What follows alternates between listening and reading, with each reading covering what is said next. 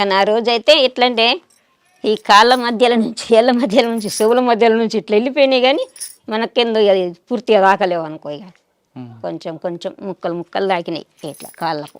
ఎలా పరిగెట్టావు మా గుట్టల్లోంచి? ఎలా పరిగెత్తావనంటే అప్పుడు ఏమనిపించేది, అప్పుడు ఏది అనిపించేది, పైరంగుల్లో ఉండడం ఏమనిపించేది, పైరంగులకి వెళ్ళడం ఏమనిపించేది, అప్పుడు ఏమనిపించేది. పరిగెత్తడం అంటే చాలా పరిగెత్తుతాం, కొట్టుతాము వెళ్తాం కదా. ఎట్లా మనకు అది శిక్షణ ఉంటుంది కనుక మనం ఫస్ట్ దెబ్బ కొట్టి తర్వాత వెళ్ళాలి. మనం ఎంత ఉరుకుతే వాళ్ళు మన ఎంబడవాడు ఉరికి రారు, ఉరికేస్తారు కదా. ముందు ఫైర్ చేసి కాసేపు ముందుకు కాసేపు ముందుకు అట్లా ఇక కొంచెం మనుషులు వాళ్ళు కాంట్రాక్ట్ ఫైరింగ్ ఆఫ్ చేసి ఉండడమే. ఇక సాధారణంగా సెంట్రీ అంటే ఏం చేస్తారు మీరు? సెంట్రీ అంటే ప్రొద్దున 2 గంటలు నిలబడి ఉండాలి ఇక మొత్తం.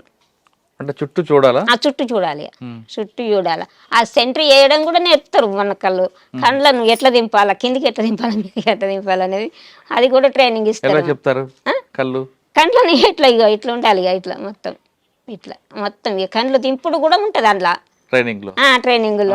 మన కంటి చూపు కూడా అట్లా ఉండాలి అనేది చెప్తారు. అంటే కళ్ళే చెప్పాలి, కళ్ళే చెప్పాలి, కళ్ళు మొత్తం ఇక కిందికి మీదికి వెళ్ళి ఇట్లా తిరగాలి రౌండ్ అట్లా.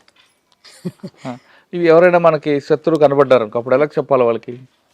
మళ్ళీ ఇక్కడ 2 ఉంటారు కదా, శత్రువు వచ్చిండ్రంటే మన పొంటి ఇంక 2 ఉంటారు, లేకపోతే 1 ఉంటారు.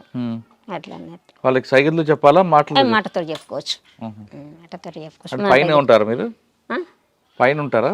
కొద్దిగా దూరం ఉంటారు ఇక బలం కొంచెం దూరం. సార్ నేరేలు ఎన్కౌంటర్ ఒకటి తప్పించుకున్నాం, ఇంకొక 2 తప్పించుకున్నారు కదా మీరు? ఇంకో 2 ఇంకోటి ఏంటి? పైడు మడుగానే ఉంటది అక్కడ ఎన్కౌంటర్ లో. అక్కడ ఎలా? ఇందాక జరిగిన ఎన్కౌంటర్ లో ఎవరు సమాచారం ఇచ్చారు పోలీసులు మీరు అక్కడ ఉన్నారని? అది సమాచారం ఎవరు ఇచ్చిండ్రు అనేది కూడా నాకు తెలియదు. తర్వాత ఏంటంటే ఈ జర్నలిస్ట్ అయినట్టయిననే పోలీసు వాళ్ళు మళ్ళీ జాడకు లేకుండా పంపించారు. ఆయన పత్రిక లేకుండా హైదరాబాద్ పంపించేసిండ్రు, అడ్రస్ లేకుండా. ఆయన ద్వారా వచ్చింది సమాచారం అని అనుకున్నాం. మళ్ళీ ఏంటంటే ఆయన జర్నలిస్ట్ మళ్ళీ ఊర్లో ఉండాలి కదా, జగిత్యాల. ఆయన లేడు అక్కడ కాదు, హైదరాబాద్లో లేడు. ఇక ఎక్కడున్నది అనేది పత్తనే దొరకలేదు. మళ్ళీ నేను ఇంటికి వచ్చిన తర్వాత కూడా అడిగారు పోలీసు వాళ్ళు, మీకు శంకర్ మీద మీకు డౌట్ ఉంది కదా అని అడిగాను. ఎవరు అడిగారు? ఇక్కడ డిఎస్పీ అడిగాను.